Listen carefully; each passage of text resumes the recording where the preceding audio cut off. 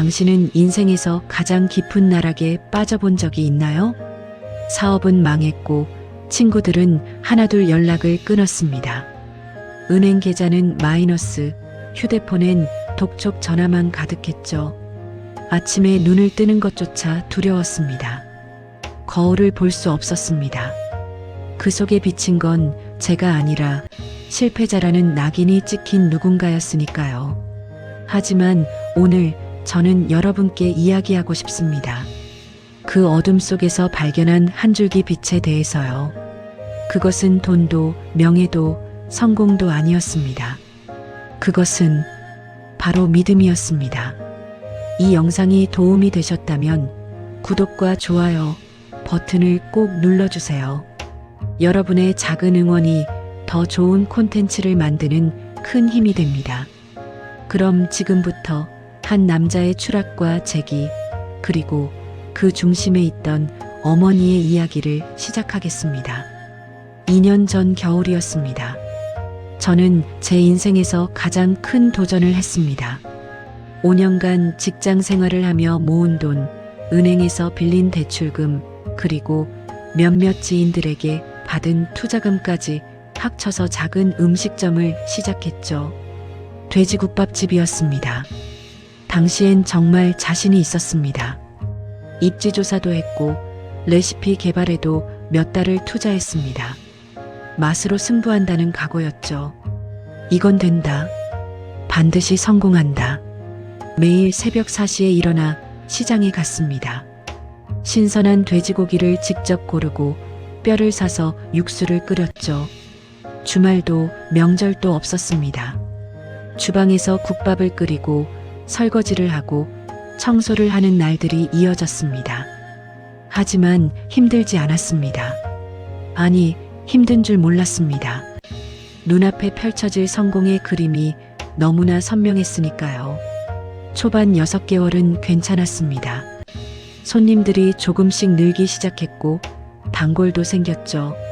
맛있다는 말을 들을 때마다 기뻤습니다. 이제 시작이구나 싶었습니다. 홀서빙 직원도 한 명 뽑았습니다. 테이블도 몇 개 더 들여놓았습니다. 하지만 문제는 그 다음부터였습니다. 대형 프랜차이즈 국밥집들이 주변에 하나둘 생기기 시작했습니다. 깨끗한 인테리어, 체계적인 시스템, 대량 구매로 낮춘 가격. 우리 같은 소규모 자영업자는 도저히 따라갈 수 없는 경쟁이었죠. 손님들은 하나둘 발길을 돌렸습니다. 매출은 급격히 떨어졌고 준비해둔 재료들은 버려지기 일쑤였습니다. 괜찮아. 이건 일시적인 거야.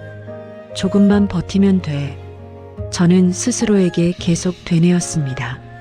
하지만 현실은 냉정했습니다. 직원들 월급을 주기 위해 신용카드를 돌려막기 시작했습니다. 개인 신용대출도 받았죠. 부모님께는 거짓말을 했습니다. 사업 잘 되고 있어요. 걱정 마세요. 1년이 지났을 때 더 이상 버틸 수 없었습니다. 은행 대출 이자도 밀렸고 식자재 납품업체 대금도 지급하지 못했습니다. 함께 일하던 직원도 떠났습니다. 마지막 날 그분이 급여 명세서를 받으며 사장님, 힘내세요라고 했을 때 저는 알았습니다. 이제 정말 끝이라는 걸. 가게 문을 닫았습니다. 통장에 남은 돈은 0원, 아니 마이너스 3천만 원이었습니다. 신용카드 빚, 대출금, 개인적으로 빌린 돈까지 합치면 1억이 훨씬 넘었습니다. 35살의 나이에 저는 빈손보다 못한 빚더미 위에 서 있었습니다. 가장 힘들었던 건 돈이 아니었습니다. 스스로에 대한 혐오였습니다. 거울을 볼 때마다 넌 왜 이렇게 무능한 거야? 라는 목소리가 들렸습니다. 친구들의 연락을 피했습니다. SNS도 삭제했습니다. 세상과 단절된 채 좁은 원룸에 틀어박혀 지냈습니다. 밤이면 천장을 바라보며 생각했습니다. 내가 왜 가게를 차렸을까? 그냥 회사 다닐걸. 평범하게 살걸. 후회와 자책이 끝없이 저를 괴롭혔습니다. 식욕도 없었고 잠도 오지 않았습니다. 하루하루가 고통이었습니다. 부모님께는 차마 진실을 말씀드릴 수 없었습니다. 가게가 좀 어려워서 잠시 쉬고 있어요 라고만 전했습니다. 하지만 어머니는 아셨을 겁니다. 제 목소리가, 제 표정이 예전과 다르다는 걸. 그럼에도 어머니는 캐묻지 않으셨습니다. 그저 밥은 먹고 다니니? 라고만 물으셨죠. 그렇게 몇 달이 흘렀습니다. 저는 점점 더 깊은 나락으로 빠져들고 있었습니다. 실패 이후의 삶은 생존 그 자체였습니다. 아침에 눈을 뜨면 가장 먼저 드는 생각이 오늘도 이렇게 살아야 하나였습니다. 세수를 하고 거울을 보는 것조차 두려웠습니다. 거울 속의 그 사람은 제가 아니었습니다. 핏기 없는 얼굴, 생기 없는 눈동자, 구부정한 어깨. 그건 제가 평생 되고 싶지 않았던 모습이었습니다. 휴대폰은 악몽 그 자체였습니다. 매일 아침 8시만 되면 울려대는 독촉 전화들. 은행, 카드사, 개인 채권자들. 처음엔 받았습니다. 죄송합니다. 조금만 기다려주세요라고 말했죠. 하지만 한 달이 지나고 두 달이 지나고 상황이 나아지지 않자 전화를 받는 것조차 두려워졌습니다. 결국 번호를 바꿨습니다. 하지만 그들은 다른 방법으로 연락을 취했습니다. 등기 우편, 문자 메시지, 때로는 집 앞까지 찾아왔습니다. 친구들의 연락도 끊었습니다. 정확히는 제가 끊은 겁니다. 대학 동창들이 모이는 자리에 초대받았을 때 이렇게 답장했습니다. 요즘 좀 바빠서 못 갈 것 같아. 거짓말이었습니다. 사실은 그들을 만나는 게 두려웠습니다.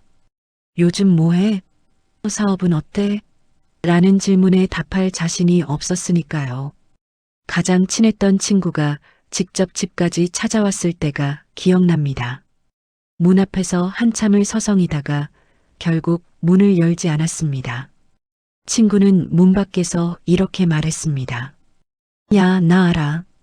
내가 힘들다는 거. 그래도 혼자 있지 마. 얘기하자. 하지만 저는 숨죽이고 있었습니다. 창피함과 수치심이 우정보다 컸습니다. 경제적인 문제는 점점 더 심각해졌습니다. 원룸 월세를 2달이나 밀렸습니다. 집주인은 처음엔 이해해 주셨지만 석 달째가 되자 더 이상 참지 못하셨죠. 이번 달까지만 기다리겠습니다.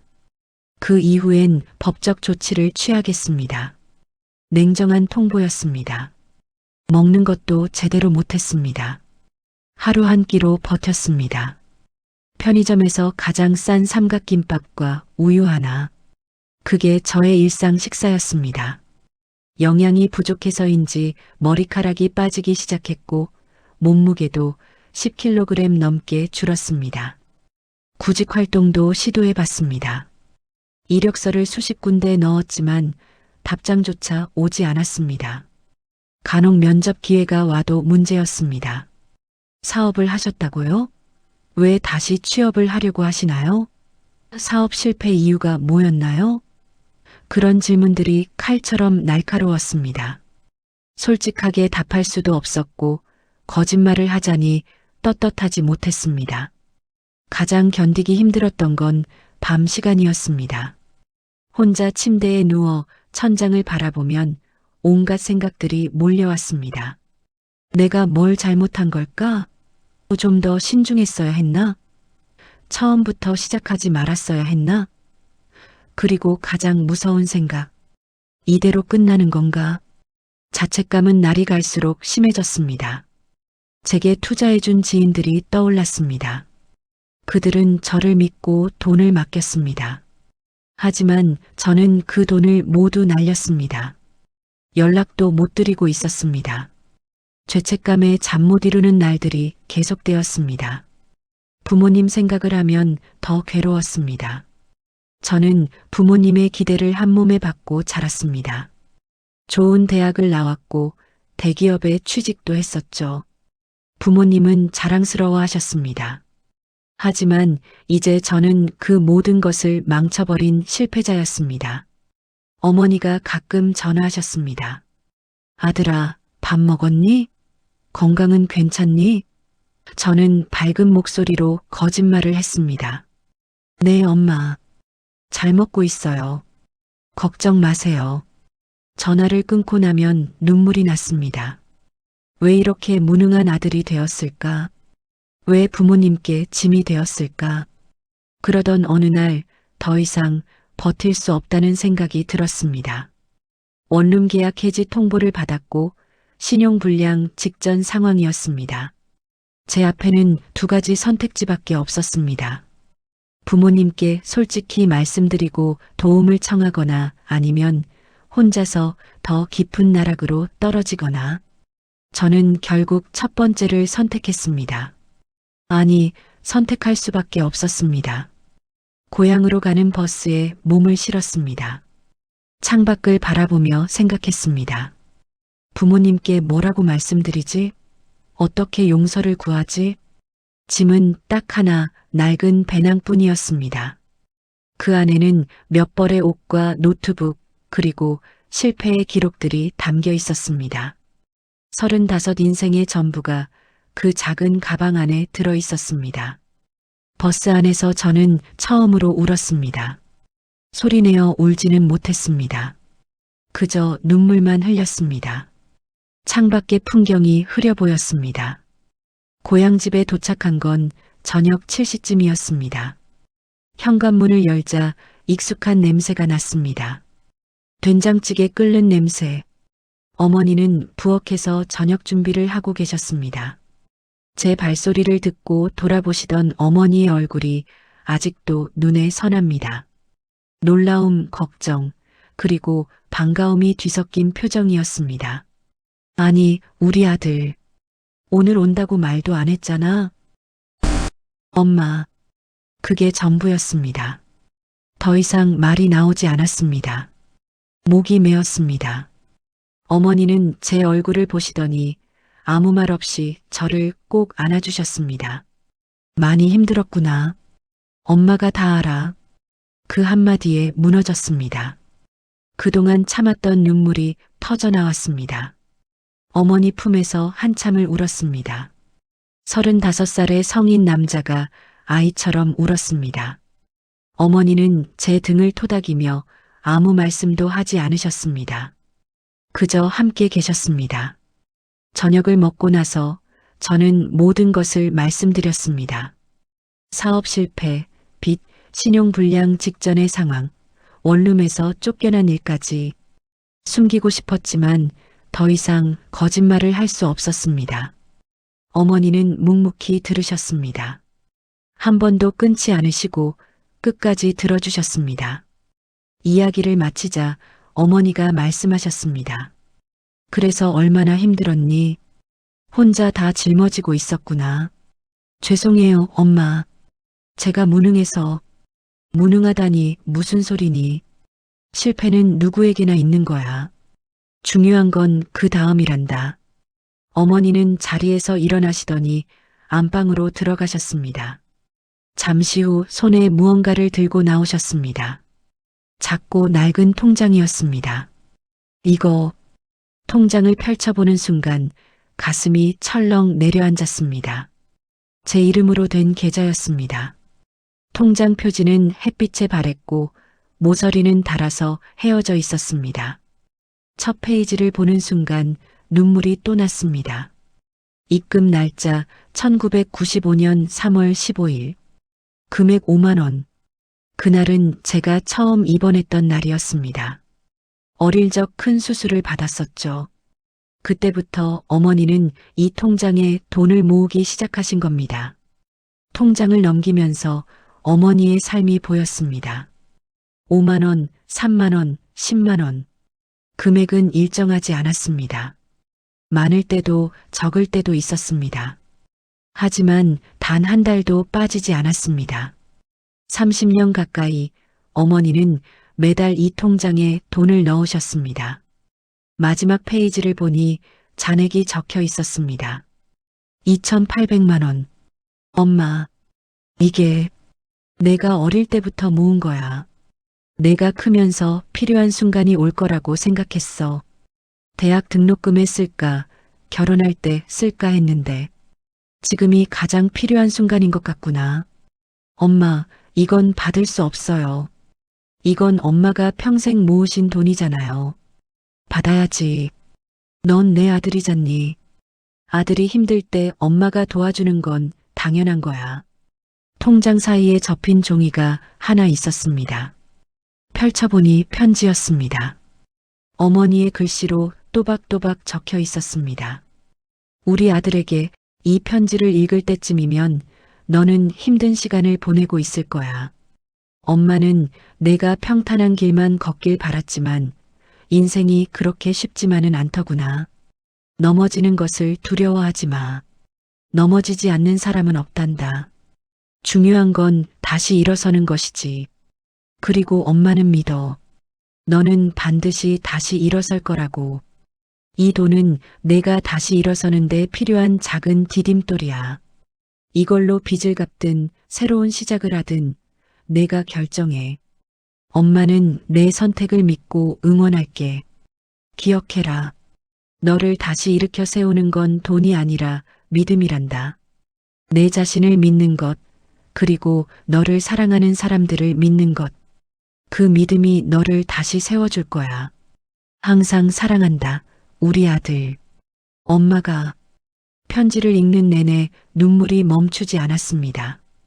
어머니는 제 옆에 조용히 앉아 계셨습니다. 엄마는 언제부터 알고 계셨어요? 엄마가 너를 낳아서 키웠는데 모르겠니? 내 목소리만 들어도 알아. 내가 힘들다는 거. 왜 아무 말씀도 안 하셨어요? 내가 말할 때까지 기다려야 한다고 생각했어. 넌 자존심이 센 아이니까. 먼저 물어보면 오히려 더 숨을 것 같았어. 어머니의 지혜가 느껴졌습니다. 그리고 얼마나 오랫동안 제 걱정을 하셨을지 생각하니 가슴이 아팠습니다. 엄마, 저 이 돈 못 받아요. 이건 받아. 이건 원래 내 거야. 내가 태어날 때부터 엄마는 너를 위해 준비했어. 힘들 때 쓰라고. 하지만 아들아, 엄마가 원하는 건 돈이 아니야. 엄마가 원하는 건 내가 다시 웃는 거야. 내가 다시 희망을 가지는 거야. 그게 엄마한테는 그 어떤 돈보다 값진 거란다. 그날 밤 저는 오랜만에 깊은 잠을 잤습니다. 어린 시절 자던 방에서 어린 시절처럼 편안하게 30년 전 어머니가 저를 재우며 불러주시던 자장가가 들리는 것 같았습니다. 다음 날 아침 저는 달라져 있었습니다. 완전히 변한 건 아니었습니다.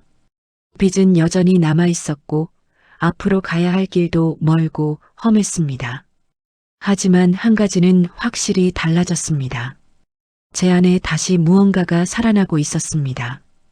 바로 희망이었습니다. 어머니의 통장을 다시 꺼내봤습니다. 2,800만 원. 거액이었지만 제 빚을 전부 갚기에는 부족했습니다. 하지만 이상하게도 그게 문제가 되지 않았습니다. 어머니가 말씀하셨던 그 문장이 계속 머릿속에 맴돌았습니다. 너를 다시 일으켜 세우는 건 돈이 아니라 믿음이란다. 저는 노트를 꺼내 현실을 직시하기로 했습니다. 회피하지 않고 있는 그대로 보기로 했습니다. 총 부채 1억 2천만 원, 은행 대출 5천만 원, 신용카드 빚 3천만 원, 개인 채무 4천만 원, 보유 자산 어머니께 받은 2,800만 원, 부족한 금액 약 9,200만 원. 숫자로 보니 더 현실적으로 다가왔습니다. 하지만 도망치고 싶지 않았습니다. 이제는 정면으로 맞서야 할 때였습니다. 저는 계획을 세우기 시작했습니다. 어머니께 받은 돈으로 일단 가장 급한 빚부터 정리하기로 했습니다. 이자가 높은 신용카드 빚과 개인 채무 일부를 먼저 갚기로 했죠. 그리고 나머지 빚은 채권자들과 협상해서 분할 상환 계획을 세우기로 했습니다. 다음은 수입원을 찾는 것이었습니다. 정규직 취업은 당장 어려울 것 같았습니다. 사업 실패 경력, 그리고 신용 문제 때문이었죠. 그래서 일용직으로 일하기로 결심했습니다. 제게는 요식업 경험이 있었습니다. 식당 주방 보조, 배달 대행, 새벽 시장 하역일, 가리지 않고 일했습니다. 최소한의 수입은 올릴 수 있을 것 같았습니다. 그날부터 저는 움직였습니다. 먼저 채권자들에게 하나하나 연락을 했습니다. 피하지 않고 정면으로 마주했습니다. 죄송합니다. 현재 상황이 이렇습니다. 하지만 반드시 갚겠습니다. 이런 계획으로 분할 상환하고 싶은데 가능할까요? 놀랍게도 대부분의 사람들이 이해해 주었습니다. 물론 화를 내는 분들도 계셨습니다. 하지만 성실하게 상황을 설명하고 구체적인 상환 계획을 제시하자 많은 분들이 기회를 주셨습니다. 그동안 연락도 안 돼서 화가 났어요. 하지만 이렇게 직접 찾아와서 말해주니 믿어보겠습니다. 약속 지키세요. 그 말씀들이 큰 힘이 되었습니다. 새벽 시장에서 하역 일을 시작했습니다. 낮에는 식당 주방 보조로 일했고 저녁에는 배달 대행을 했습니다. 하루 15시간씩 일했습니다. 몸은 힘들었지만 마음은 예전과 달랐습니다. 가게 할 때는 불안함에 떨며 일했다면 이제는 희망을 품고 일했습니다. 일터에서 인정을 받기 시작했습니다. 일 진짜 열심히 하시네요. 믿고 맡길 수 있어요. 다음에도 꼭 와주세요. 작은 칭찬이었지만 큰 힘이 되었습니다. 성실함으로 하나하나 신뢰를 쌓아갔습니다.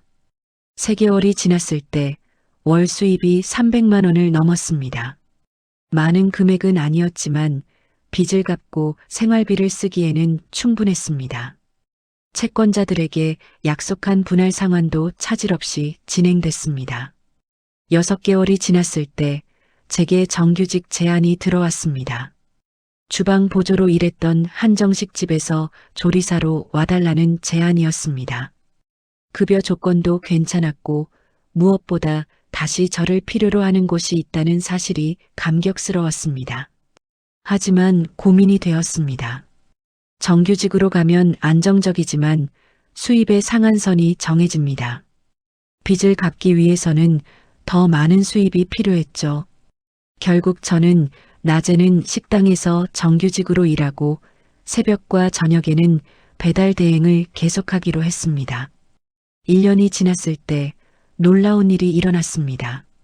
제 월 수입이 500만 원을 넘어선 겁니다. 가게 할 때보다 더 안정적이고 건강한 수입이었습니다. 그리고 무엇보다 저는 다시 일하는 것이 즐거워졌습니다. 빚도 꾸준히 갚아나갔습니다. 매달 300만 원씩 빚을 갚았습니다. 처음엔 요원해 보이던 1억이 넘는 빚이 점점 줄어들었습니다. 이 모든 과정에서 저를 지탱해 준 것은 어머니의 믿음이었습니다. 힘들 때마다 어머니의 편지를 꺼내 읽었습니다. 너를 다시 일으켜 세우는 건 돈이 아니라 믿음이란다. 그 문장이 제게 힘을 주었습니다. 어머니는 한 번도 돈 언제 갚을 거니? 라고 묻지 않으셨습니다. 대신 이렇게 물으셨습니다. 요즘 잘 지내니? 밥은 잘 먹고 다니니? 많이 힘들진 않니? 그 관심과 사랑이 저를 다시 세웠습니다. 제가 실패했어도 빚더미에 앉아 있어도 저는 여전히 사랑받는 아들이었습니다. 그 사실이 저에게 가장 큰 힘이 되었습니다. 사업 실패 2년 후 저는 다시 일어섰습니다. 완전히 회복된 건 아니었습니다. 빚도 아직 4천만 원 정도 남아 있었습니다. 하지만 저는 더 이상 절망 속에 있지 않았습니다. 저는 희망을 품고 한 걸음씩 앞으로 나아가고 있었습니다. 지금 이 순간 저는 여러분께 말할 수 있습니다. 실패는 끝이 아닙니다. 실패는 새로운 시작을 위한 문입니다. 저는 돼지국밥집을 실패했습니다. 1억이 넘는 빚을 졌고 신용불량 직전까지 갔습니다. 친구들을 잃었고 자존감도 잃었습니다. 거울조차 볼 수 없었던 시절이 있었습니다.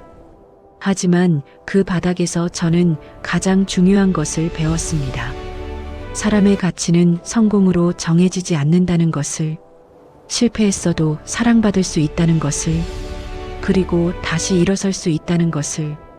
어머니가 건네신 통장은 단순한 돈이 아니었습니다. 그것은 30년간의 믿음이었습니다.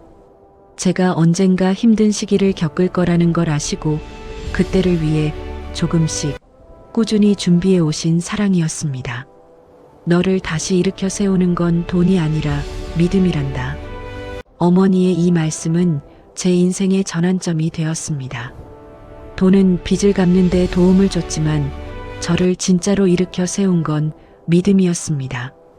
제 자신을 믿는 것, 그리고 저를 사랑하는 사람들을 믿는 것. 지난 3년을 돌아보면 그 시간이 제게 준 선물들이 보입니다. 첫째, 겸손을 배웠습니다. 사업할 때 저는 교만했습니다. 나는 할 수 있어. 나는 다르다고. 하지만 실패를 겪으면서 깨달았습니다. 저도 실수할 수 있는 평범한 사람이라는 것을, 그리고 그게 부끄러운 일이 아니라는 것을. 둘째, 진짜 관계를 알게 되었습니다. 성공했을 때는 많은 사람들이 제 주위에 있었습니다. 하지만 실패하자 대부분이 떠났죠. 그 과정에서 진짜 저를 아끼는 사람이 누구인지 알게 되었습니다. 어머니, 그리고 끝까지 연락을 주고받으려 했던 몇몇 친구들. 그들이 진짜 제 편이었습니다. 셋째, 감사하는 법을 배웠습니다. 예전에는 당연하게 여겼던 것들, 따뜻한 밥 한 끼, 편안한 잠자리, 건강한 몸, 바닥을 경험하고 나니 이 모든 게 감사했습니다. 작은 것에 행복을 느끼는 법을 배웠습니다. 넷째, 회복 탄력성을 얻었습니다. 한번 바닥을 쳐봤기 때문에 이제 웬만한 어려움은 견딜 수 있다는 자신감이 생겼습니다. 이것도 넘겼는데 이 정도는 괜찮아라는 마음가짐이 생긴 겁니다. 현재 저는 한정식집 주방장으로 일하고 있습니다. 빚도 거의 다 갚았습니다. 올해 안에 완전히 청산할 수 있을 것 같습니다. 작은 아파트도 전세로 얻었고 저축도 조금씩 하고 있습니다. 무엇보다 저는 다시 웃을 수 있게 되었습니다. 거울을 보는 것도 두렵지 않습니다. 거울 속에 저는 더 이상 실패자가 아닙니다. 그는 넘어졌다가 다시 일어선 사람입니다.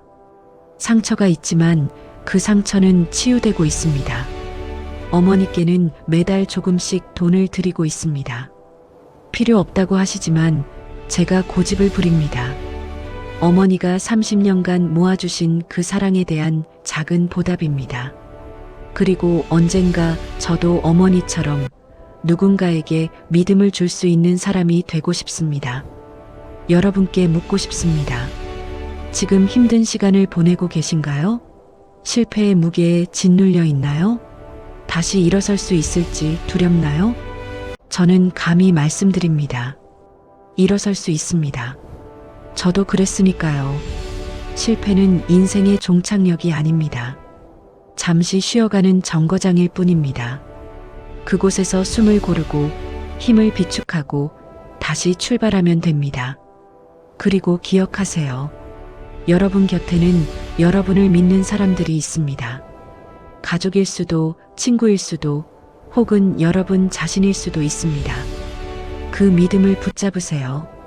그것이 여러분을 다시 일으켜 세울 것입니다. 저는 사업 실패로 모든 것을 잃었다고 생각했습니다. 하지만 사실 저는 더 중요한 것을 얻었습니다. 진짜 사랑이 무엇인지, 진짜 행복이 무엇인지, 그리고 진짜 성공이 무엇인지. 진짜 성공은 넘어지지 않는 것이 아닙니다.